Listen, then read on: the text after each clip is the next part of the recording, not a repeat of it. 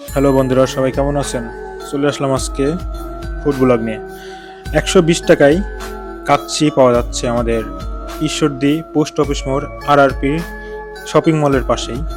ঈশ্বরদিয়ান kitchen, সেখানে আমাদের অনেক সুন্দর পরিবেশন এবং এখানে দেখতে পাচ্ছেন এক পিস লেগ পিস এবং একটি আলু, সাথে আরও টমেটো, সালাদ, লেবু অবশ্যই থাকবে।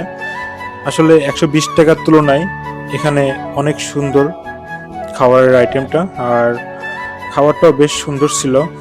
দেখতে পাচ্ছেন প্লেটে আমি কিন্তু সব কিছুই উপস্থাপন করছি।